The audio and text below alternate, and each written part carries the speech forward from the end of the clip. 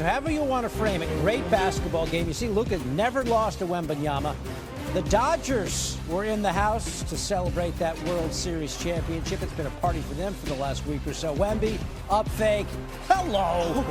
Way over that rim. What? Bronny James trying to contest. That's not going to work. Why? Spurs up by 5. A little bit later, Doncic, his turn. Baseline. And somehow the blind flipped to Rui Hachimura for the 3-ball. I don't know how he did it. I don't know how he found him. But right on the money, the Lakers, namaste, 47-46. And then Doncic, step back 3, smooth. 22 points, 6 boards, 7 assists in the first half. Lakers up 60-59 at the break. Third quarter, Doncic, step back 3. Lakers down 2, though. Next Spurs possession, the steal by Doncic. Ahead to DeAndre Ayton. Hello. 5 steals in the game for Luka. We're tied at 72. What a basketball game. Fourth quarter. So the Lakers in a 9-point hole. Doncic.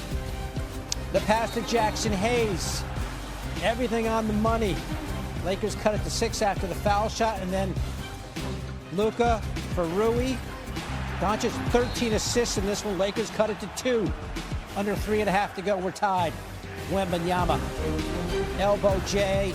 That's working. Spurs up by 2. Doncic, his turn. Another step back. Had 35 in this game. Lakers retake the lead. Mean mug down court. Next Spurs possession. Wemby driving. Oh, that's a charge. That's his 6th foul. And Victor is done for the evening. 19 points, 8 rebounds. He towels off. His guys trying to win it without him. Off the miss. Kelly Olynyk, the putback with 1.2 on the clock. So San Antonio down 2. Marcus Smart throws it down court, but the refs say that Smart never got out of bounds. Check this out again. He doesn't fully get out. That's Spurs basketball. Still with 1.2 on the clock. The inbound, Julian Champagnie doesn't make it, but we got a foul. So he gets 2 foul shots to tie this up. Jake LaRavia, the hand on the jersey.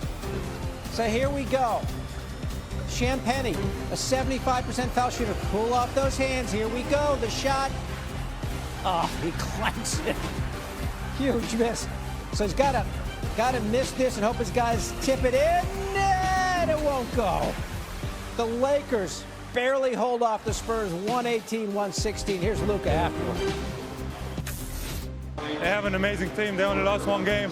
So to come back, being with AR and LeBron out, it's unbelievable. All these guys, they fight every moment of the game. So it's so fun to play with them. There's obvious things we can correct right away, but there are things.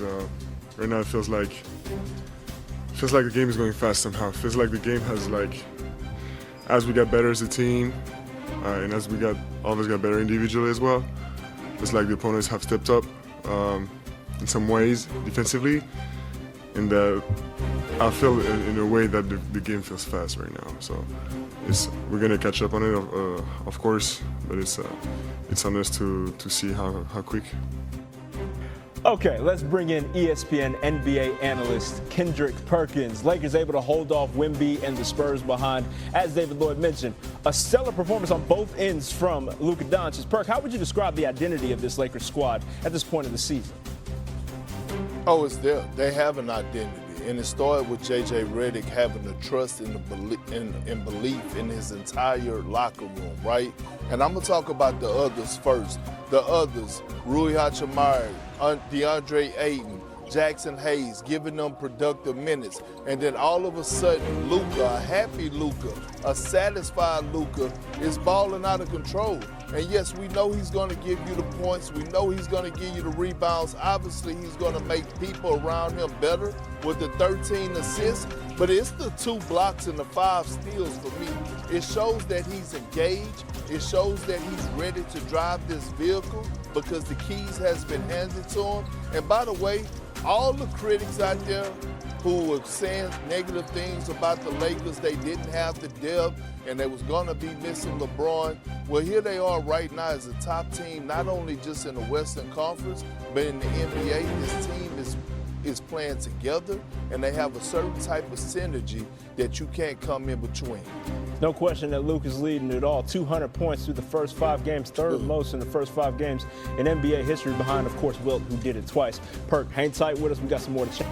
To the 2 tip chances the Spurs had where they did a great job to get the looks but weren't able to cash them.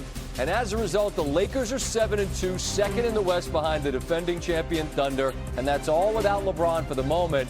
No team has ever played this well without him to start a season. And we go out to Los Angeles and Tim Legler. And Legs, the end was nuts, man, as I just described in the highlight. Like, you don't want to call it, but you have to. And then the Spurs get not 1 but 2 looks on the tip. That never happens. I'd say they did as good a job as you could to get the look without cashing it in. I mean, you never see that across the board, do you?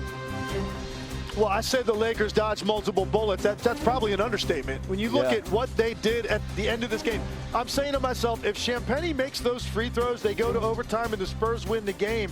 I mean, you're talking about anatomy of a collapse at the end of a game. All you have to do is inbound the ball if you're Marcus Smart. Anybody touches it on the floor, you go get your 2 free throws, less than a second to play, you're going to win the game. Instead, that happens. They get beat on a cut to the rim, but the Spurs ultimately couldn't make those free throws, and the Lakers get a win. A win that didn't look probable to me, Scott, at the beginning of the fourth quarter. The Lakers' offense had really bogged down. Spurs were rolling at that time, but the Lakers flipped the script in the fourth quarter, and they get a win to get to 7-2. And Luka goes for 35, and we all saw the pictures in the summer where, all right, cool, he's going to get dedicated to fitness, and you see it on the floor. I'm interested in the seat that you have and what looks different about the game he's playing as a result of carrying less weight with him. 2 things stood out to me tonight. One, he's absolutely quicker laterally. And I'm talking about offensively as well as defensively. You know, that first move, and he loves to cross over to get into his step back. He was getting more separation on that tonight than he was at times last year when he did look a little bit more sluggish. And then I thought the other area was there were plays defensively that he made where he shot gaps on passing lanes, where he rotated over to help one of his teammates on penetration. He wasn't making those plays defensively a year ago. I asked him before the game what really did feel different for him physically, and he said the number 1 thing was stamina. He's able to play longer spurts with a higher level of intensity than he could a year ago, and you did see that tonight. My guy Marcus Spears, a.k.a. Swag, told me when he had the front row seat down in Dallas, Scott, this man's 7'17", watching Wembanyama. You get to see it, this newer version, and he does foul out in this game, but are there noticeable differences, Tim, to you about where his game is evolving? Obviously not a finished product yet, but what do you see now? Well, the functional strength is better. I mean, you're not going to see a ton of extra body mass on a frame like that, but his ability to play downhill through the initial contact of a defender, it's just different. He can now take it another dribble, another stride, so he gets something going more toward the rim. I will say this.